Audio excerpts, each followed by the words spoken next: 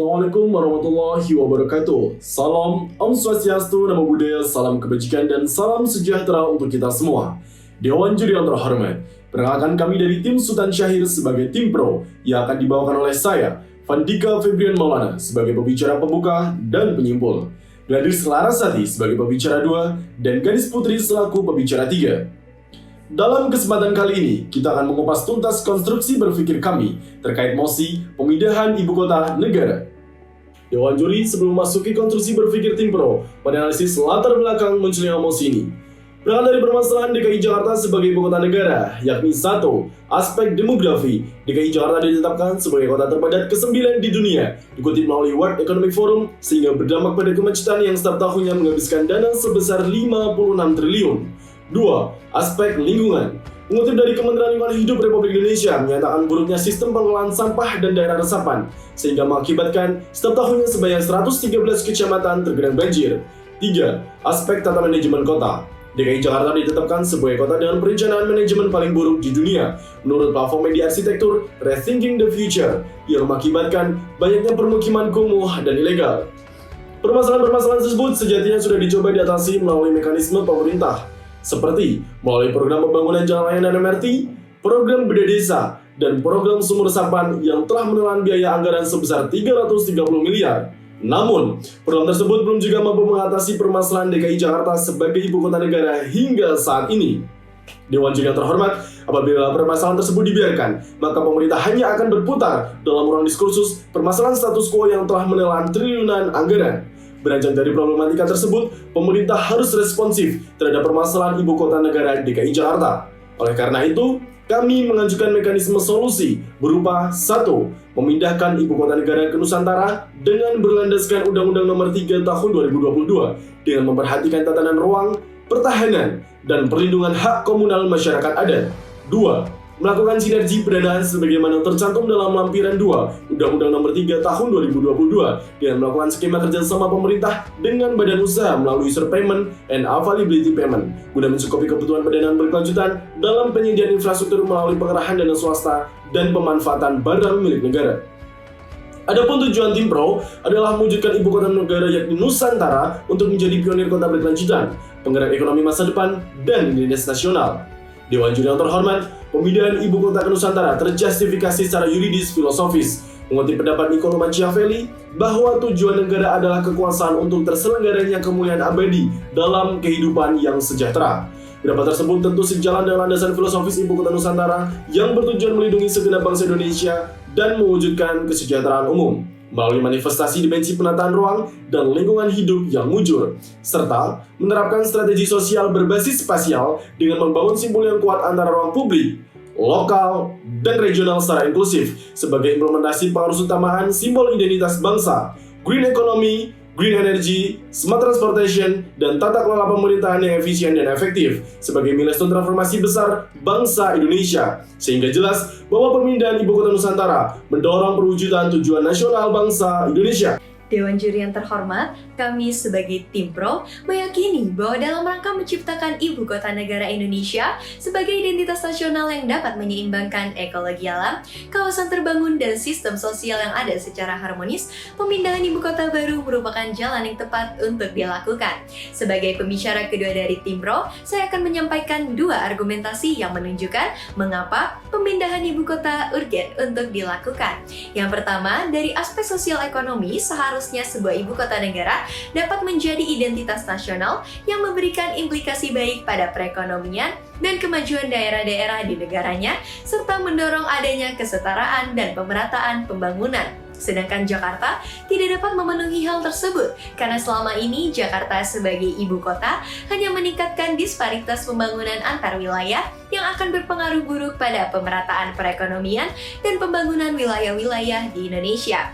Merujuk pada skema hinterland, sebuah wilayah yang sudah stabil dapat memberikan dampak ekonomi kepada wilayah yang berada di sekitarnya. Hal ini terbukti dari Perpres nomor 63 tahun 2020 tentang tentang penetapan daerah tertinggal tahun 2020 sampai 2024 yang dimana semua daerah dalam daftar tersebut berasal dari luar Jawa. Kemudian dari aspek ekonomi, sebesar 58,49% kontribusi pendapatan domestik regional bruto atau PDRB nasional disumbang oleh Pulau Jawa. Dan wilayah lain hanya mampu berkontribusi kurang dari separuh kontribusi PDRB Pulau Jawa.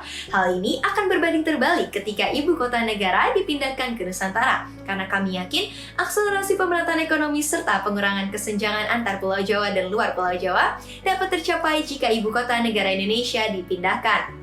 Menurut pakar bidang ekonomi dan pembangunan, Bapak Bambang Brojonegoro, pemindahan IKN akan memberikan dampak positif terhadap perekonomian nasional dengan prediksi kenaikan PDRB sebesar 0,1% yang bersumber dari pemanfaatan sumber daya potensial seperti pembukaan lahan untuk keperluan infrastruktur produktif dan pembukaan lapangan kerja bagi sumber daya manusia terampil yang selama ini belum termanfaatkan. Hal ini akan mendukung pelaksanaan tujuan SDGs nomor 10, yaitu berkurangnya kesenjangan, serta mendukung poin Pancasila yang kelima, yaitu kesejahteraan sosial bagi seluruh rakyat Indonesia. Maka itu kami percaya bahwa pemerataan ekonomi serta pembangunan antar wilayah di Indonesia hanya dapat tercapai jika ibu kota negara dipindahkan ke Nusantara.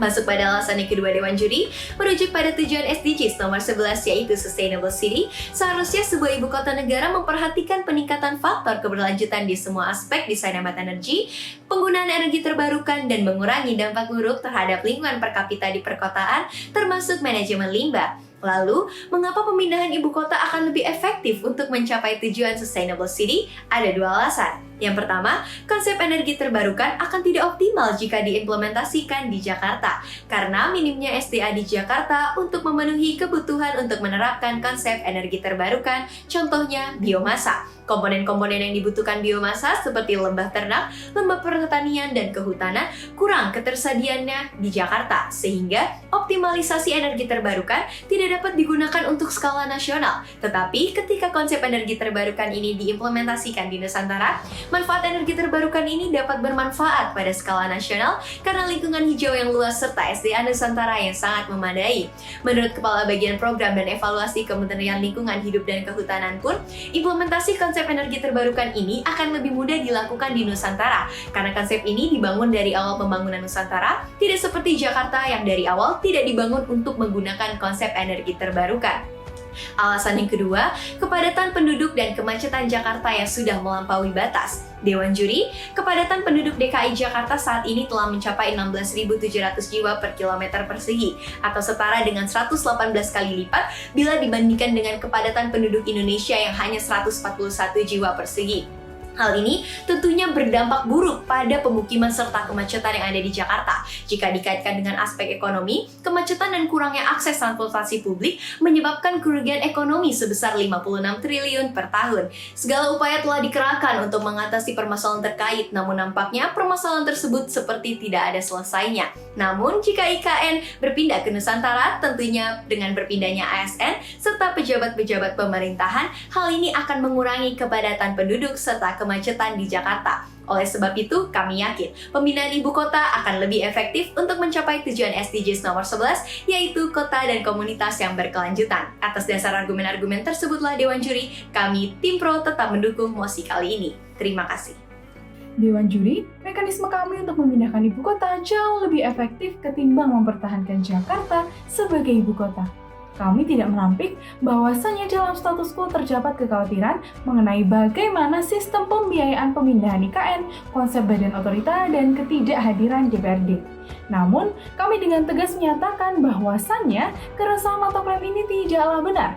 Mari kita analisa dan telisik lebih jauh lagi mengapa ketiga kekhawatiran ini sejatinya merupakan hal yang baik. Pertama, mari kita analisa mengenai pembiayaan dari mekanisme Tim Pro. Terdapat 3 solusi yang akan kami gunakan. Pertama, melalui kerjasama pemerintah dan badan usaha atau KPBU, efisiensi barang milik negara, dan kerjasama swasta. Keuangan negara sedang tidak stabil, belum lagi kekhawatiran mengenai utang negara karena rasio utang pemerintah terhadap cadangan devisa telah mencapai 148%, di mana persentase ini dianggap mengkhawatirkan. Dalam penyelesaiannya, kami tidak mengandalkan penggunaan APBN secara penuh, tetapi juga menggunakan mekanisme KPBU. KPBU di banyak negara terbukti lebih efektif dan efisien dibandingkan skema pengadaan tradisional.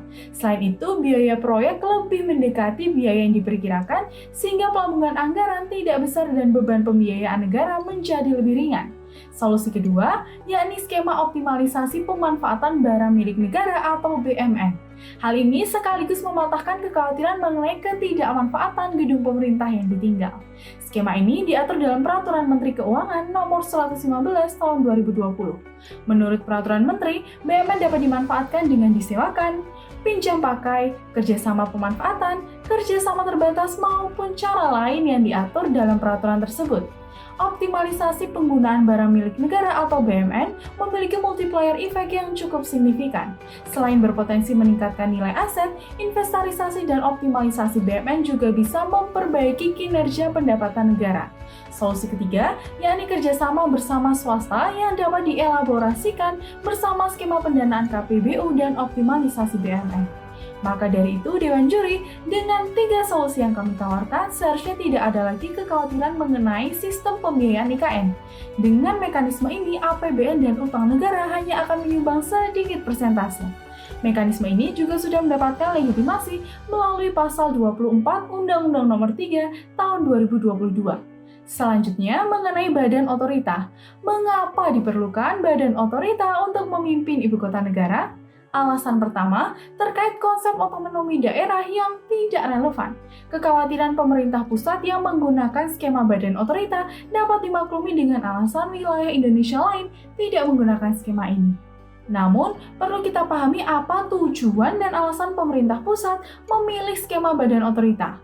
Tanggung jawab pembangunan IKN akan sangat rawan apabila didelegasikan kepada pemerintah daerah karena adanya hak otonomi untuk mengatur daerahnya sendiri. Dengan itu, seringkali daerah menerapkan kebijakannya sendiri yang tidak sejalan dengan kebijakan pemerintah pusat. Sebagai contoh, pada proses penanganan pandemi COVID-19, pemerintah pusat telah mengatur skema penanganan pandemi. Tetapi, pemerintah daerah DKI Jakarta menerapkan kebijakan penanganannya sendiri. Dalam membangun IKN, pemerintah pusat harus memastikan bahwa pemimpinnya mempunyai alur dan tujuan yang sama dengan pemerintah pusat agar seluruh rancangan dan skema berjalan sesuai dengan rencana. Oleh karenanya, Kepala Badan Otorita dipilih langsung oleh Presiden dan ditempatkan sejajar dengan Menteri. Alasan kedua, karena IKN mengadopsi model kepemimpinan City Manager. DPRD tidak ada dalam tata pemerintahan IKN. IKN mengadopsi model kepemimpinan City Manager. Model kepemimpinan ini dinilai lebih cocok dibandingkan pemerintahan daerah. Dengan model ini, Kepala Badan Otorita hanya terfokus pada pembangunan kota berkelanjutan IKN. DPRD juga dinilai syarat akan kepentingan politik, sehingga ditakutkan pembangunan IKN akan dimanfaatkan sebagai ajang keuntungan beberapa pihak. Maka dari itu, Dewan Juri, Badan Otorita seharusnya tidak lagi menjadi kekhawatiran merujuk pada alasan dan tujuan pemerintah pusat memilih skema ini, yakni memastikan pemimpinnya sejalan dengan alur dan tujuan rancangan pembangunan IKN. Maka dari itu, Dewan Juri mengenai bagaimana sistem pembiayaan pemindahan IKN, konsep badan otorita, dan ketidakhadiran DPRD tidak lagi menjadi kekhawatiran dengan penjelasan atas mekanisme di atas dan bahkan sejatinya merupakan hal yang baik, sehingga kami menyetujui pemindahan ibu kota negara. Demikian yang dapat saya sampaikan. Terima kasih. Governor Tesprevier, menjalankan pemerintahan berarti melihat ke depan dan merencanakan apa yang akan atau harus dilakukan. Berangkat dari permasalahan DKI Jakarta sebagai ibu kota negara, sudah saatnya pemerintah merealisasikan apa yang telah direncanakan. Dewan Juri, tibalah kita di penghujung perdebatan. Mari telisik lebih dalam konstruksi berpikir tim pro terkait mosi pemindahan ibu kota negara. Terdapat 2 garis besar argumentasi tim pro. 1. Pemindahan ibu kota Nusantara harus dilakukan. Sebab, pemindahan ibu kota Nusantara bertujuan mengurangi disparitas antar wilayah dan berpotensi meningkatkan percepatan pertumbuhan ekonomi secara nasional. 2. Mekanisme solusi pemindahan ibu kota jauh lebih efektif dalam menyeimbangkan ekologi alam, kawasan terbangun, dan pengharmonisasian sistem sosial dibanding terus melakukan pembedahan DKI Jakarta sebagai ibu kota negara. Dewan Juri, 2 poin argumen kami berdampak positif pada aspek sosial ekonomi, karena terdapat kenaikan PDB sebesar 0,1% yang bersumber dari pemanfaatan sumber daya potensial dan aspek demografi yang mengurangi dampak buruk lingkungan per kapita di perkotaan. Melalui mekanisme Timpro, tujuan yang akan tercapai adalah mendorong perwujudan pionir kota berkelanjutan, penggerak ekonomi masa depan, dan identitas nasional, dengan tetap dapat mengelola sumber daya keuangan pemerintah yang terbatas secara efisien, melalui sinergi pendanaan skema kerjasama pemerintah dengan badan usaha, melalui user payment and availability payment. Dewan Juri, izinkanlah saya menutup perdebatan ini dengan sebuah adagium. It perfectum est quod ex omnibus vis partibus. Seluruhnya sempurna bila setiap bagiannya lengkap. Dari perdebatan ini dapat disimpulkan, penting bagi pemerintah untuk merealisasikan Ibu Kota Nusantara dalam mewujudkan tujuan nasional bangsa Indonesia dan mengatasi segala permasalahan yang ada di Jakarta agar mewujudkan Ibu Kota Negara yang sempurna.